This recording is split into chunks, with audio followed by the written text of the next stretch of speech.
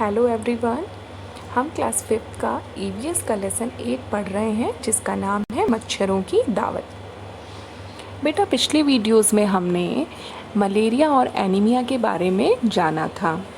हमने पढ़ा था कि मलेरिया कैसे होता है, एनीमिया कैसे होता है, इनसे बचने के लिए हमें क्या करना चाहिए। आज के वीडियो में बेटा हम पानी में उगने वाले पौधे, जैसे आप जब पानी के आसपास जाते हो, किसी नदी, तालाब या कुएं के आसपास, या वो दीवारें जहाँ जो अधिकतर गीली रहती हैं, उनके आसपास आपको क्या नज़र आता है बेटा? हरी रंग की काई अक्सर दिखाई देती होगी। तो ये क्या होता है? ये अपने आप उग जाती हैं। या अपने नदी या तालाब में कमल, जलकुंभी और ये काई जो देखते हो बेटा, क्या आपको लगता है इन्हें कोई उगाता है? इन्हें कोई नहीं उगाता, ये अपने आप उग जाते हैं। यहाँ पे आपको बेटा कुछ क्वेश्चन है और आपके लिए काम भी है कि आप अपने स्कूल या अपने मोहल्ले या अपने घर के आसपास आप जाएंगे और मालूम करेंगे कि कहाँ पर पानी है। अब आप जहाँ जाएंगे उस पानी के आसपास कोई भी पुराना तालाब या कोई भी गड्ढा जहाँ पर है, तो आपको मालूम करना है कि आपको वहाँ पे हरे रंग की काई दिखाई देती है। तो ये बस आपको जनरल नॉलेज के लिए, यानी आपकी सिर्फ सामान्य जानकारी के लिए आपको करना है। बाकी ऐसा कुछ कंपल्शन यानी कुछ ज़रूरी नहीं है। आपने अक्सर ऐसा देखा भी होगा। क्या पानी में उसके आसपास हरी काई दिखाई देती है?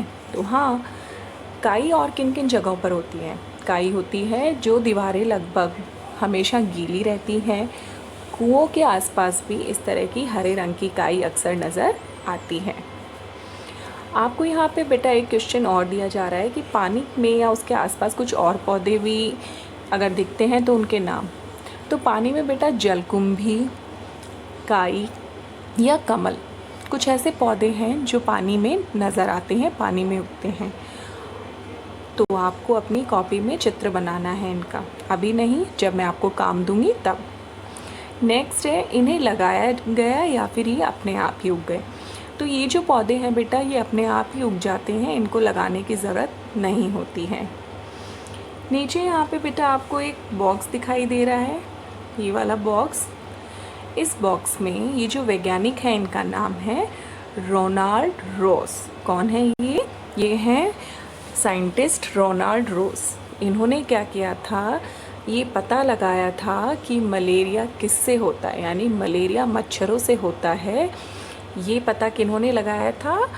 रोनाल्ड रॉस ने। ठीक है, तो आइए इनकी कहानी हम जानते हैं। मच्छर के पेट की कहानी वैज्ञानिक की ज़बानी। यह मज़ेदार किस्सा आज से लगभग 100 साल पहले का है। एक वैज्ञानिक ने यह पता लगाया कि मलेरिया मच्छर से फैलता है। चलो उनसे ही सुनते हैं इस बारे में वो क्या कहते हैं। यानी ये कहानी उन्हीं की ज़बानी है। वो कहते हैं, मेरे पिता भारतीय थल सेना में जनरल थे। मैंने डॉक्टरी की पढ़ाई की, लेकिन मेरी दिलचस्पी कहानियाँ पढ़ने, कविता लिखने, संगीत और ड्रामे में थी।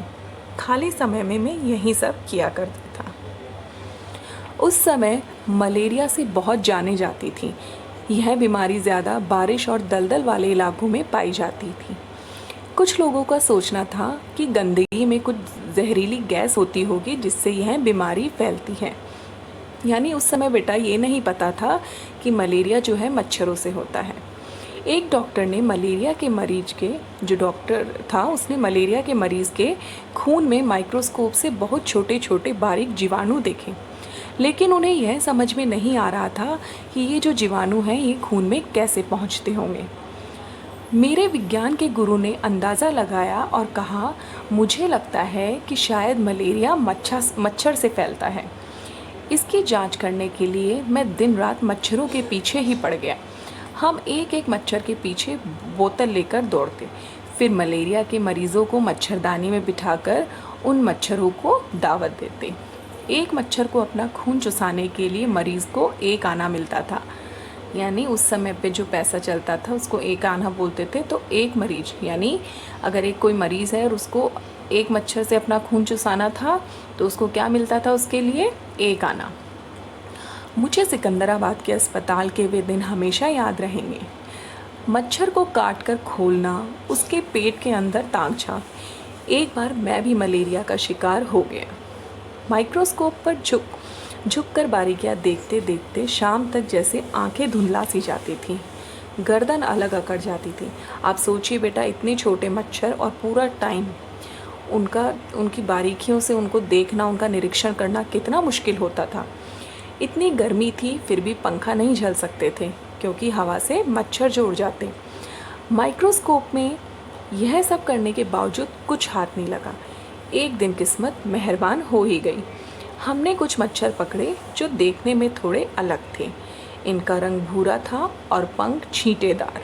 उनमें से एक मच्छरी के पेट में देखते देखते कुछ काला काला सा दिखा। मच्छरी, मैंने आपको बताया था ना, मादा मच्छर होता है वो, जो मादा मच्छर एनाफिलीज होता है उसी से फैलता है ना, तो वो मच्छरी इसको बताया गया है। गौर करने पर पता चला कि ये वही छोटे छोटे जीवाणु थे जो कि मलेरिया के मरीज़ों के खून में दिखे। उसी से हमें यह सबूत मिल गया कि मच्छर से ही मलेरिया फैलता है। रोनाल्ड रोज को दिसंबर 1902 में चिकित्सा के क्षेत्र में बड़ा पुरस्कार मिला, नोबेल पुरस्कार। यानी रोनाल्ड रोज को क्या मिला? बड़ा पुरस्कार। कौन सा बड़ा पुरस्कार? नोबेल पुरस्कार। 1905 में मरते हुए भी वे कह रहे थे, कुछ ढूंढ लूँगा, नया ढूंढ लूँगा। यानी आप देखिए बेटा, इन्होंने कितनी लगन और मेहनत से इस चीज़ का उन्होंने पता लगाया कि मलेरिया मच्छरों से होता है। लेकिन बेटा आप ध्यान रहे, आप सभी को मच्छरों से दूर रहना है, अपने आसपास गंदगी नहीं होने देना है, क्योंकि मच्छर, मक्खी, इन सभी से जानलेवा बीमारियां होती हैं। तो हमें अपने आसपास पानी जमा नहीं होने देना है। अगर किसी गड्ढे में पानी भरा भी है तो उसमें मिट्टी के तेल का छिड़काव कर देना है। मच्छरदानी का इस्तेमाल करें, और आजकल जितने भी साधन मच्छर भगाने के लिए इस्तेमाल होते हैं, अगर हो सके तो इनका इस्तेमाल भी आप लोग करें। बेटा आप ये चैप्टर पूरा बुक से अच्छे से रीड करेंगे और इसको रिवाइज़ करेंगे, ठीक है? धन्यवाद बेटा।